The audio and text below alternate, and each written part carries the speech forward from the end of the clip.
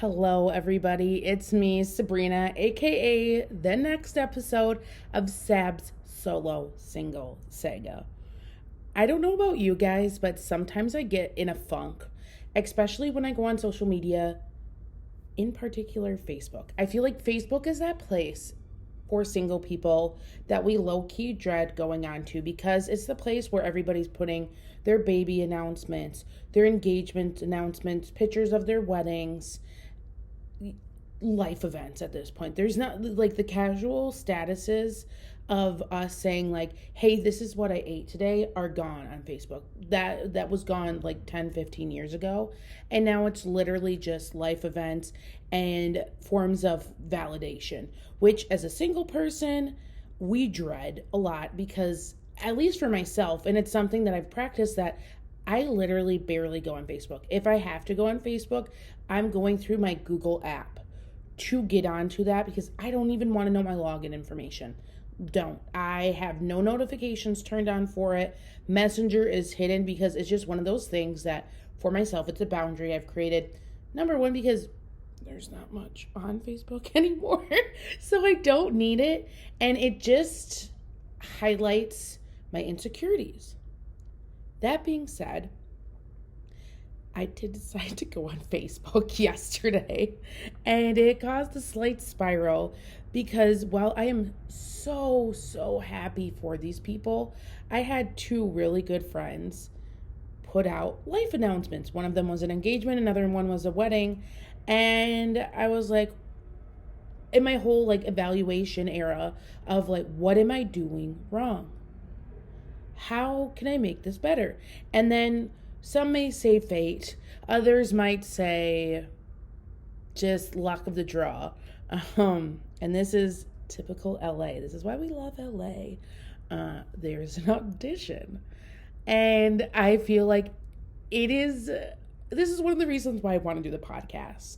100% because I'm willing to do stupid stuff. Some might say stupid, others might say just putting myself out there in different ways, okay? And one of them is to apply for a reality TV show. So today in this episode, we're going to be helping me put out my Love is Blind application. I have only started, I'm like 2-3 episodes deep on season 4 of Love is Blind. In regards to reality TV, I'm a huge fan of it, but I don't watch a lot of love-related shows when it comes to that. Like The Bachelor, I'm not a Bachelor girly. I'm not a Bachelorette girly. I'm not a Love Island girly. I did watch Perfect Match, but other than Love is Blind, I try to do Married at First Sight, but that show just gives me so much anxiety. Love is Blind is literally the only show that I watched, and I've genuinely cried watching this show because a part of me does believe that this experiment works. I think that if you're going in with the genuine right emotions and right ideas, 100%, like this can be the show for you. So I feel like, especially for me, like I talked about this in the last episode, as a plus size woman in LA, I don't even have, and I was talking with my girlfriends about this the other day, I don't even have the opportunity to show off my personality to prospective partners because it's automatically a blockade. And with Love is Blind, I think that this is a great opportunity because there's only been really like one plus size girl, Alexis. Loved her. She was like literally the only person, I think, in season 3 that has a functional relationship, which shows just like literally how powerful and how important it is when you're going into this. Like for me, let's say if I get this, I don't think so, but at least I can say like, hey, I tried. I put myself out there in a different way, in addition to the apps, in addition to going out at night. I tried something, and I feel like this is like quintessential LA also, like not to toot my own horn, but I think I would be a great contestant on this show. I can bring in a little bit of drama, and I feel like you never know. It's one of those things that you don't know until you try. Also, that's how I feel about Amazing Race. If anybody wants me on their team, I always told my sister I would do it. She doesn't want me on there though. But that being said, we're going to go through the application process. I did start some of it last night. I had to ask some people because they need references, I guess, of my character, or maybe to get dirt on me. But I thought, you know what? This is interesting for those of you that have ever been like, hey, I feel like I'm at my wit's end, my last resort. I want to try to maybe put myself or audition for a reality TV show. Let's do this together. These are your questions that you're going to get. And I'm excited, honestly. Okay, so we're going to start with my date of birth, which, if you ever want to get me presents, it's December 18th.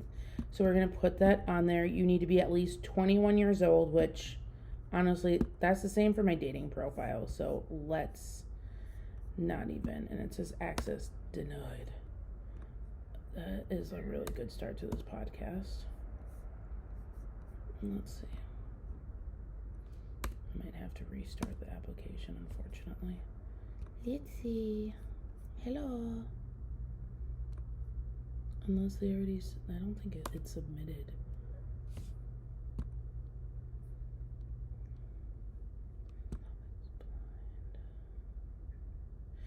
Also, for people that are like wondering why I'm doing Love is Blind this upcoming season, it's because they're looking for people in Minnesota. And if you can't tell from my accent, I'm originally from Minnesota. I talked to my mom also about this to get her permission. And she said she would love this just because she's going to be in Minnesota a little bit more next year. So it'd give us time to hang out. Love is Blind auditions. Minnesota. Okay. I'm gonna be sad if I an accident if this doesn't go. Okay. Questions, applications. Oh shit.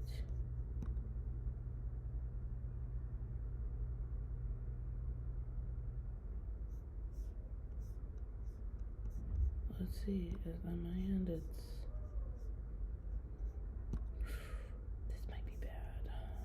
well, so much for an episode, if that's the case.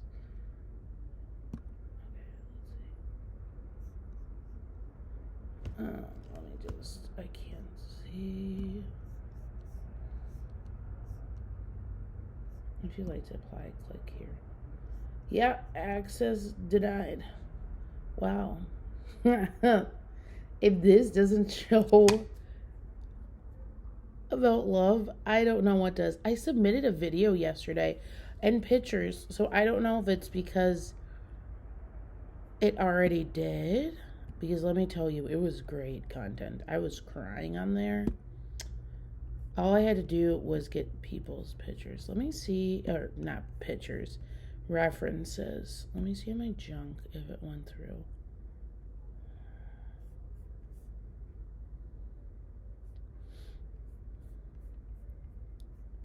Well, this is upsetting if that's the case. If this doesn't show that I'm not meant for love, I don't know what does.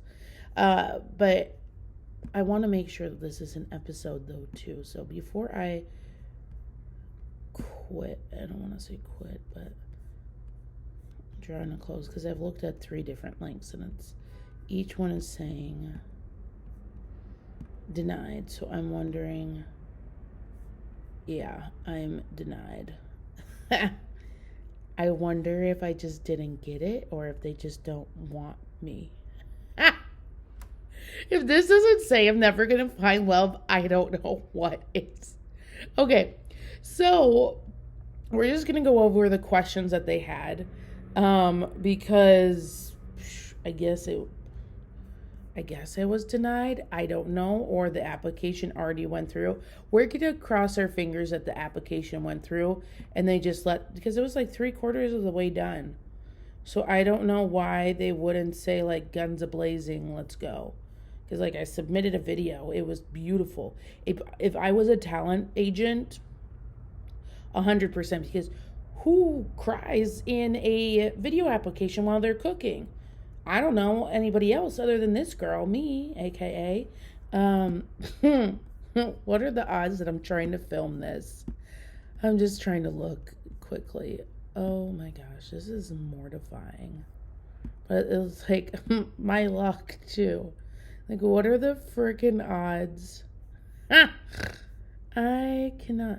They should literally have it like, hey, you didn't save all your application.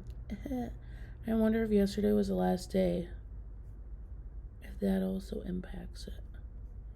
Denied. I can't believe I got denied from a dating show. I got denied from a dating show.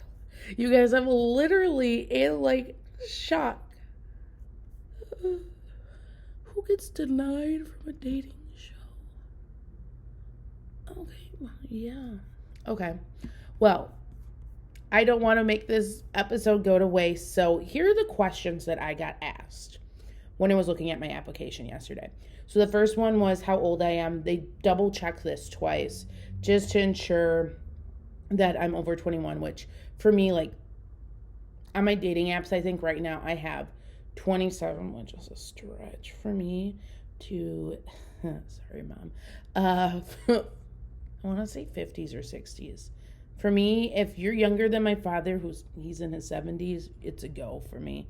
Sorry, it's the truth. I honestly bond better with men typically in their 40s or 50s. It just happens. Not saying that I don't say yes to men, we'll call them men of my age, but typically it just, there's no commonalities due to maturity at that time and place. So it asked for my name, it asked for my birthday 2 times, and then it asked for my location where I live and currently reside. I said just to like add some extra pizzazz because they are looking primarily for Minnesota locals.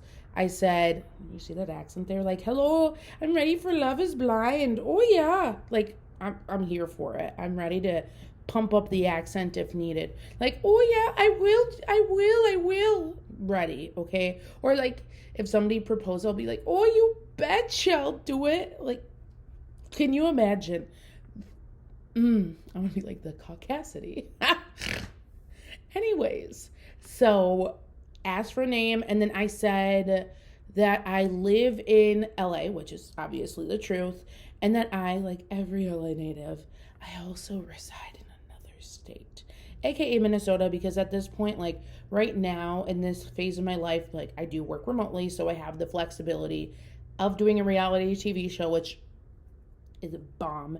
Low key, like one of the reasons why I work remote too.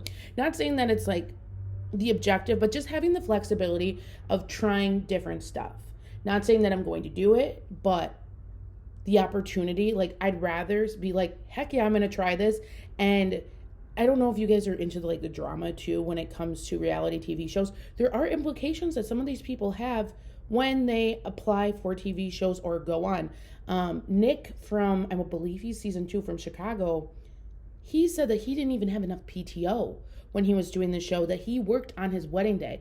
Like, thank God I have flexibility with my work. That is one thing. Like, the only thing that you, like, for myself, it said that it's 10 days. It's going to be, filming is like right now, October through November. Do you have the availability to work those days? And you say yes or no. And it's pretty much a given that you are going to have no cell phone access, and be unable to work. So for me, let's think about it. Let's say if I believe it's a 10-day period that you're filming in the pods. That's only what? You're looking at maybe 7 to 8 days of PTO time. Okay. And then, I mean, it's one of those things like, yes, you want to be transparent and in that moment of nourishing this relationship, but depending on, like, for me, I can work internationally. I would have the ability to work, let's say if it's in Mexico for the honeymoon, if I got to that phase, okay? Or, and then they go into real life. So then I could go and work at the apartment that they're given and then do that. So that's one of the great things with remote working. When you are looking at these applications too, and let's say, because I've had this in the past at previous employers, double check when you are reading your contract. And I'm a contract girly, okay? I love knowing things in advance and just like the what if situations, because you never know. And again, it's one of those like fun little tidbits that you don't know. There are some jobs that will say, even in your contract, which for the average Joe Schmo, they're not going to really think about. But if you're applying for auditions for shows, and I've had this for Married at First Sight, I knew somebody that had applied and he got in, and he was going to be on the show, but work said, according to your contract and your clauses, you cannot appear on a show while you are an employee of X, Y, and Z company. Just because for them, it's like a part of their brand marketing, brand image. And if something were to go awry, they don't want that connection or association with that person. I feel like I'm going to sneeze, so I apologize. So just make sure when you are applying for this, like, think about, can I actually do this? Is this something that I can commit to? Not only like physically, emotionally, when it comes, because you need to be vulnerable on this stuff or attempt. Also, like, can I do this work-wise? Is this something that's feasible for me to take off time? And knowing if this is something that's worth it. If you're like me and you're like, I've been trying to go on dates or put myself out there, maybe this is something that you think is a great resort and to at least attempt, even if your application gets denied, like at least I can say now, like, hey, I tried, and if it doesn't happen, it doesn't happen. If it does, hallelujah, in addition, some of the questions that they asked for referrals, which I talked about. I was just trying to get numbers because they needed phone numbers and like who your relationships were for people, just like a job application. Thinking of that, they asked if you've ever been on other reality TV shows or any TV segments before. So that includes like interviews, just so that they can have, like, let's say if you have like a fun tidbit about yourself. And then they can add that into I think it's called B-Reel, the extra reels on you. Make sure too that you're selling the heck out of yourself, because if you don't think you're a hoot, they're not going to think you're a hoot either. So for myself, like, a little fun fact about me was I was in the circus as a child. Minnesota people, I feel like, aren't going to be as faced with that because it's pretty popular, especially now. It's called Circus Juventus.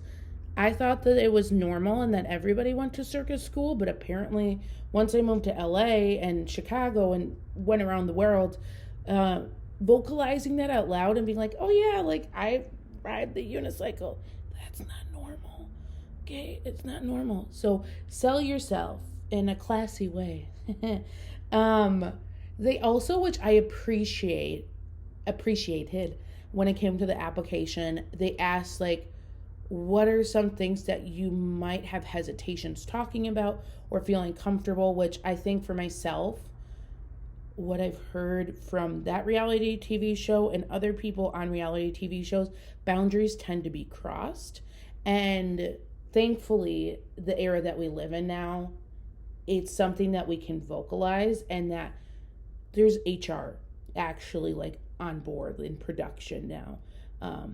And while they have to stir the pot for viewership, drama and everything, there's also now a line that cannot be crossed if you vocalize it in advance. So love that.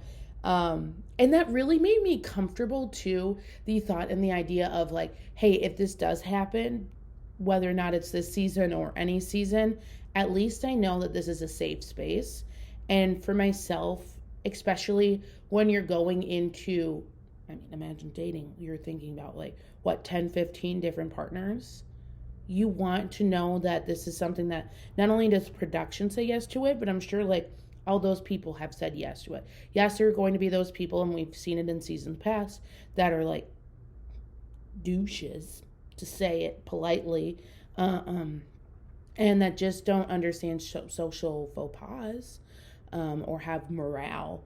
But the concept of at least trying, I think, for myself, I'm like, it gets me excited to try it. And I don't know, I'm getting a little bit sidetracked. I just want to make sure too, for that person that I mentioned when it comes to work, because I think I got a little bit sidetracked getting excited about Love is Blind and everything. Make sure, so for him, when he got onto Married at First Sight, sorry, not Love is Blind. When the producers asked if he would join Married at First Sight, he said yes, but work said, because of the clause in the contract, you have to choose either staying with us as an employee or going on the show. And this ties back to, again, what Nick was saying about the amount of PTO that he had. According to his lawsuit that he filed, you get $1,000 every week. Mind you, if you only go through the pods and like that part only, that might be $1,000 that you're making in addition to your PTO time. So that might be worth it. I don't want to be like for the money, but like in addition to making that money, that's $1,000 extra bucks that you get. I mean, you don't even get that on Wheel of Fortune or The Price is Right sometimes. So that's kind of a benefit, I guess you can think, if that is still the ongoing rate that they're giving to people. It might be different depending on what kind of cast member you're chosen as, because I'm sorry, but it seems like there are some people that have more of a like fast trajectory towards marriage that the producers are pushing. So you might, it's one of those things that you need to be like hesitant about, like, can I afford to do this? Because that was his problem for Nick, was since he did not have enough PTO to take off and do this, then he's saying that he lost money and causation and then got the divorce, all of that. It caused extra stress and everything, rightfully so. That's something that, regardless of if you're, doing this on reality TV, divorces are costly, regardless of how long you've been with that person. So just a little food for thought to remember when you're applying for this. Mind you, I've only applied for a couple reality TV shows in my life, just because I'm chaotic like that. They did ask for photos, so make sure you have cute photos of yourself. I try to do like different versatile ones. So I had one with my like natural curly hair to show that, and I did like my little like straight curls then, like I call them white basic girl curls, but just to show like she's versatile, she looks different, she's fun. There's different facets to her. I said about the circus thing, and then they're like, why are you single? But they asked it in 3 different ways. Okay, it was like 3 different paragraphs. They're like, how long have you been single for? And I said literally like since conception. Okay, and they're like, why are you single? Because I was like, guys suck. Oh, interesting one too. They're like, what kind of guy is your type?